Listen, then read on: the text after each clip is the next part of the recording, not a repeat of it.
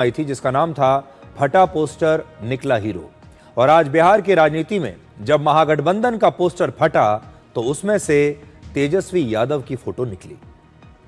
आज बिहार के पटना में तेजस्वी यादव को महागठबंधन की तरफ से मुख्यमंत्री का चेहरा घोषित कर दिया गया और महागठबंधन की सरकार बनने पर अब 2 उप मुख्यमंत्री भी बनाए जाएंगे। इनमें से एक उप मुख्यमंत्री विकासशील इंसान पार्टी के नेता मुकेश सहनी होंगे, जबकि दूसरे उप मुख्यमंत्री का नाम तब तय किया जाएगा जब बिहार चुनाव के नतीजे आ जाएंगे। और नतीजे जब आएंगे तो हो सकता है कि दूसरे मुख्यमंत्री का नाम तय करने की नौबत आए ही नहीं। तेजस्वी यादव को मुख्यमंत्री का चेहरा बनाकर यह बताने की कोशिश की गई है कि महागठबंधन के बीच में, सब पार्टियों के बीच में जो झगड़ा हो रहा था वो अब समाप्त हो गया है। लेकिन अब इस प्रेस कॉन्फ्रेंस को लेकर ही महागठबंधन में विवाद शुरू हो चुका है। आप इन तस्वीरों को देखिए। इन पोस्टर्स और बैनर्स में सिर्फ तेजस्वी यादव की तस्वीरें हैं, लेकिन इनमें कहीं पर भी राहुल गांधी की तस्वीर नहीं है। आज महागठबंधन की एक प्रेस कॉन्फ्रेंस होने वाली थी। यह जॉइंट प्रेस कॉन्फ्रेंस थी और इसमें सिर्फ एक नेता का चेहरा था और वो है तेजस्वी यादव। राहुल गांधी का चेहरा किसी भी पोस्टर में नहीं था, किसी भी बैनर पर नहीं था। आमतौर पर जब कोई गठबंधन एक जॉइंट प्रेस कॉन्फ्रेंस करता है तो उसमें सभी सहयोगी दलों के नेताओं की तस्वीरें होती हैं, या कम से कम जो बड़े नेता होते हैं उनकी तस्वीरें तो जरूर होती हैं। लेकिन इस प्रेस कॉन्फ्रेंस के बैनर को देखकर ऐसा लगता है कि अब महागठबंधन का एक ही चेहरा है और वो है तेजस्वी यादव। और यह सब कुछ कांग्रेस के वरिष्ठ नेता अशोक गहलोत की मौजूदगी में उनके सामने हो रहा था। राहुल गांधी आज की इस प्रेस कॉन्फ्रेंस में नहीं आए और महागठबंधन के झगड़े को खत्म करने की जिम्मेदारी अशोक गहलोत पर डाल दी गई। अशोक गहलोत पहले लालू यादव के परिवार से मिल चुके हैं। वो लालू यादव से मिले, राबड़ी यादव से मिले, राबड़ी देवी से मिले और तेजस्वी यादव से भी मिल चुके हैं। हालांकि ऐसा लगता है कि इस झगड़े को खत्म करने के लिए कांग्रेस को बहुत बड़ा कॉम्प्रोमाइज करना पड़ा, समझौता करना पड़ा और एक बड़ी कीमत कांग्रेस को चुकानी पड़ी है। लेकिन इस समय यह कहना पड़ेगा कि विपक्ष के पास और कोई विकल्प नहीं है, उनके पास कोई चेहरा नहीं है। सबसे बड़ा चेहरा तेजस्वी यादव है और अब वो तेजस्वी यादव को नाराज करने की स्थिति में नहीं है। इसलिए कांग्रेस पीछे हट गई और कांग्रेस ने तेजस्वी यादव की सभी शर्तों को मान लिया। तो सबसे पहले आप याद कीजिए, तेजस्वी यादव ने कांग्रेस को सिर्फ 61 सीटें दी और आरजेडी के लिए 143 सीटें उन्होंने रख ली। अब वो खुद मुख्यमंत्री का चेहरा भी बन गए हैं। विकासशील इंसान पार्टी के मुकेश सहनी जो सिर्फ 15 सीटों पर चुनाव लड़ रहे हैं, उनकी पार्टी 15 सीटों पर चुनाव लड़ने वाली पार्टी के नेता को उप मुख्यमंत्री का चेहरा बना दिया गया है। कांग्रेस एक राष्ट्रीय पार्टी है, नेशनल पार्टी है और राहुल गांधी लोकसभा में नेता प्रतिपक्ष हैं। लेकिन ऐसा लगता है कि बिहार की राजनीति में राहुल गांधी का कद तेजस्वी यादव के सामने काफी छोटा हो गया है और इसीलिए उन्हें समझौता करना पड़ा। लेकिन कांग्रेस के सांसद पप्पू यादव ने आज कहा कि बिहार में महागठबंधन को वोट सिर्फ राहुल गांधी के चेहरे पर ही मिलेगा। वहीं बीजेपी ने भी राहुल गांधी का चेहरा नहीं होने पर कई सवाल उठाए हैं।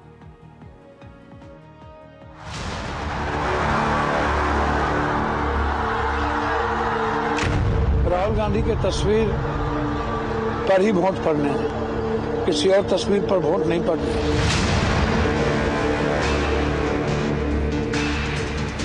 हर पार्टी के निशान जरूर थे, लेकिन राहुल गांधी की तस्वीर नहीं थी।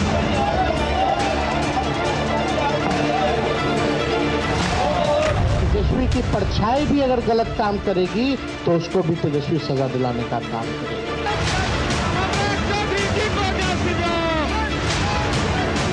आरजेडी, आर का मतलब रंगदारी, जे का मतलब जंगल राज और द का मतलब दादागिरी।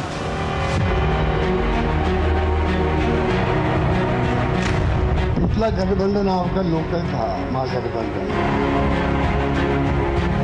चोर के नेता को मुख्यमंत्री का उम्मीदवार बनाया, इसलिए लोकतंत्र के लिए संसार करने वाला नहीं।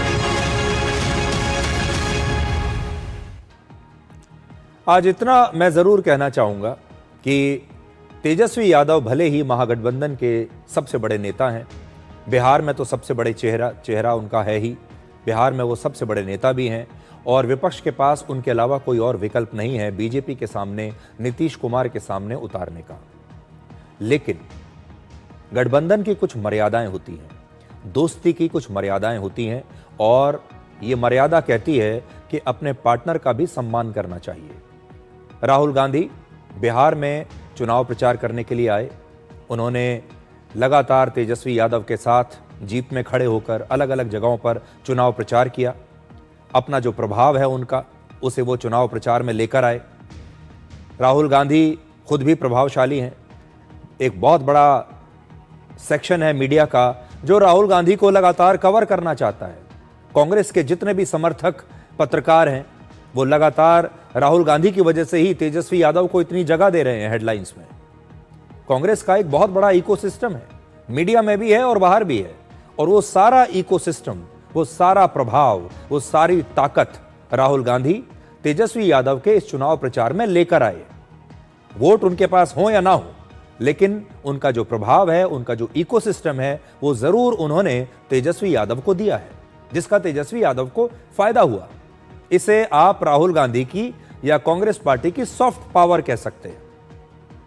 लेकिन तेजस्वी यादव इतना तो कर ही सकते थे कि राहुल गांधी का सम्मान करते, और कुछ नहीं।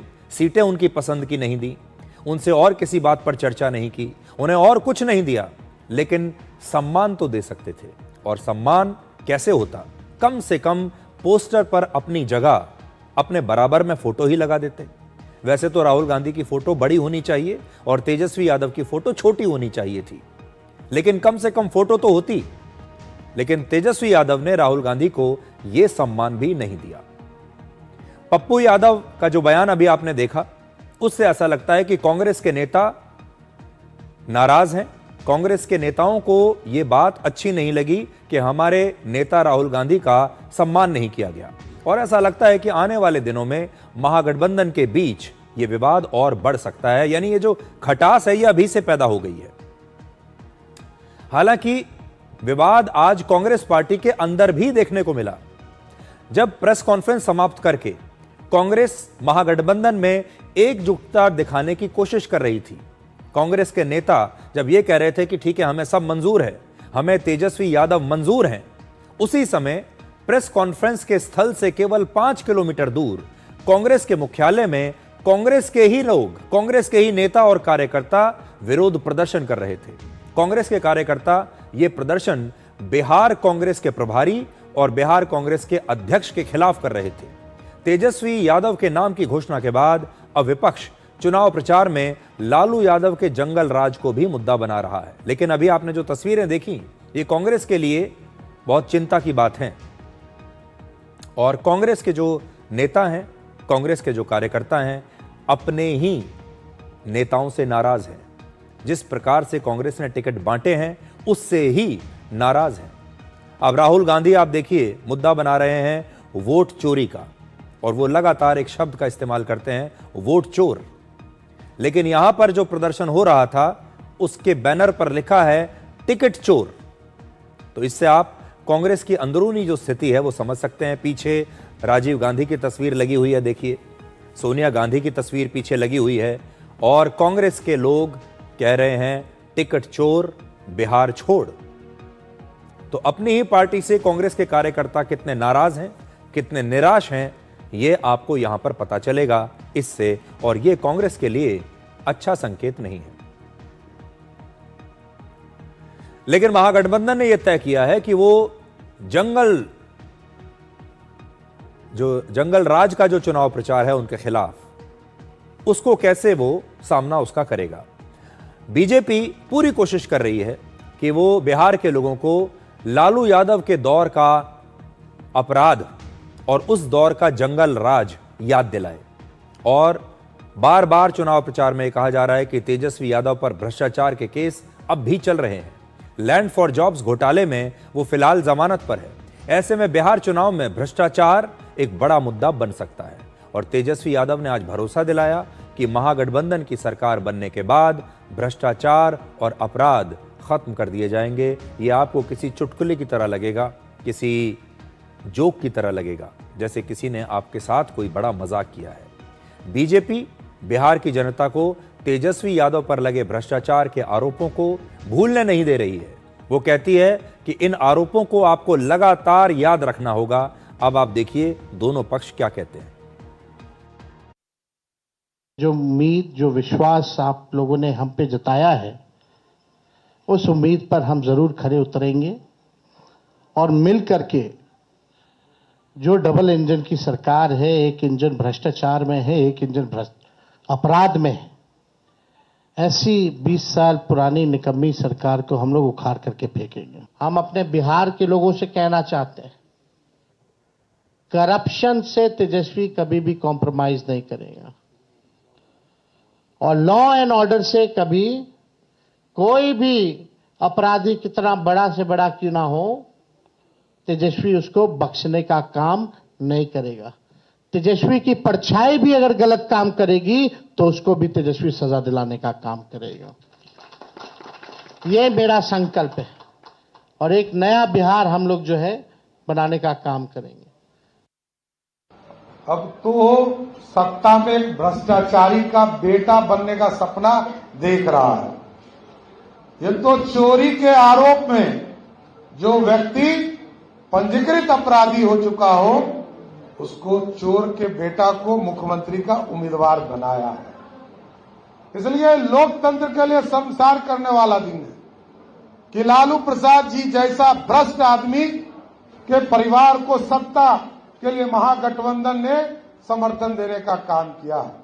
ये लोकतंत्र के लिए शर्मसार के लिए करने का दिन है कि जिस व्यक्ति पर भ्रष्टाचार का आरोप, बेजुबानों के, जानवरों के 950 करोड़ रुपया खाने का आरोप हो और वो कोर्ट ने साबित किया, कोर्ट में lower court, high court, supreme court सब में सजा बरकरार रही और उस व्यक्ति के बेटा को सत्ता में सपना देखने का मौका दिया।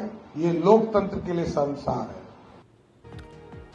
तो महागठबंधन की तरफ से तेजस्वी यादव को आज बिहार के 13.5 करोड़ लोगों के मुख्यमंत्री का चेहरा बना दिया गया है। बिहार में करीब 1,95,00,000 यादव हैं, लेकिन इन लगभग 2 करोड़ यादवों में से केवल तेजस्वी यादव को चुना गया है और इसका सीधा कारण है परिवारवाद, क्योंकि तेजस्वी लालू यादव के पुत्र हैं। बिहार में लालू यादव परिवारवाद का सबसे बड़ा चेहरा है। लालू यादव और उनकी पत्नी राबड़ी देवी दोनों ही बिहार के मुख्यमंत्री रह चुके हैं। लालू यादव के दोनों बेटे तेज प्रताप और तेजस्वी यादव विधायक हैं और बिहार सरकार में मंत्री भी रह चुके हैं। तेजस्वी यादव तो उप मुख्यमंत्री भी रह चुके हैं, जबकि लालू यादव की बेटी मीसा भारती लोकसभा की सांसद हैं। लालू यादव की एक और बेटी रोहिणी आचार्य पिछले साल लोकसभा का चुनाव लड़ चुकी हैं और बिहार विधानसभा में कुल 243 विधायक हैं, जिनमें से 70 ऐसे विधायक हैं, सोचिए 243 में से 70 ऐसे हैं जो किसी न किसी राजनीतिक परिवार से आते हैं। लेकिन लालू यादव और तेजस्वी यादव की पार्टी आरजेडी सारी पार्टियों में परिवारवाद के मामले में सबसे आगे है। आरजेडी के इस समय 71 विधायकों में से 30 विधायक ऐसे हैं जो राजनीतिक परिवारों से आते हैं। बिहार में बीजेपी के 80 विधायकों में से सिर्फ 17 विधायक राजनीतिक परिवारों से आते हैं और जेडीयू के 44 विधायकों में से 16 विधायक राजनीतिक परिवारों से आते हैं। यानी बीजेपी और जेडीयू को मिलाकर भी कुल मिलाकर 33 विधायक राजनीतिक परिवारों से आते हैं और अकेले आरजेडी के 30 विधायक किसी न किसी राजनीतिक परिवार से आते हैं। तो परिवारवाद बिहार की राजनीति की एक बहुत बड़ी समस्या है। इस बार बिहार के लोगों को यह तय करना होगा कि वो क्या चाहते हैं। भ्रष्टाचार पर बिहार के लोगों की क्या राय है, इस बार के चुनाव से पता चलेगा पूरे देश को। भ्रष्टाचार पर, जंगल राज पर उनकी क्या राय है, यह भी पता चलेगा। नीतीश कुमार पर बिहार के लोगों की क्या राय है और जाति के नाम पर जो चुनाव लड़ा जाता है, क्या इस बार भी बिहार के लोग सिर्फ जाति के नाम पर वोट डालेंगे, ये भी इस बार पता चलेगा। कुल मिलाकर मैं आपको ये बता सकता हूं कि बिहार का चुनाव बहुत ही दिलचस्प केस स्टडी बनने वाला है और जो भी बिहार के चुनाव में होगा उससे आपको ये पता चलेगा कि देश क्या सोचता है, हमारा देश किस तरफ जा रहा है और बिहार जैसे राज्यों में लोगों की जो सोच है वो क्या है? क्या सोच आज भी वैसे ही 20-30 साल पुरानी है या बिहार के लोगों की सोच भी अब बदल रही है? अगर बदल रही है तो वो भी इस चुनाव में पता चल जाएगा। लेकिन अब हम बिहार की एक और सामाजिक समस्या का विश्लेषण करेंगे और यह है नौकरियों की कमी। बिहार में नौकरियों की भारी कमी है और इसीलिए हर साल बिहार से हजारों लोग काम की तलाश में दूसरे राज्यों में जाते हैं। हालांकि बिहार के जो लोग नौकरी चाहते हैं, कहीं दूसरी जगह काम करना चाहते हैं, उनमें से ज्यादातर लोग कम पढ़े लिखे हैं और भारत सरकार की एक रिपोर्ट के मुताबिक बिहार में नौकरी खोजने वाले करीब 90% लोग ग्रेजुएशन तक भी पढ़े लिखे नहीं हैं। ग्रेजुएशन या उससे आगे पढ़ाई करने वालों की संख्या सिर्फ 9.5% है। इन 90% लोगों में ज्यादातर या तो दिहाड़ी मजदूर होते हैं या फिर असंगठित क्षेत्र में काम करने वाले लोग होते हैं या फिर कोई छोटा मोटा कारोबार करते हैं। इस रिपोर्ट के मुताबिक बिहार के दिहाड़ी मजदूरों की आमदनी देश के औसत दिहाड़ी मजदूरों से ज्यादा है। यानी बिहार के जो लोग हैं जो बाहर काम करने के लिए जाते हैं वो पढ़े लिखे तो कम हैं, लेकिन उनकी कमाई बाकी देश के लोगों से ज्यादा है।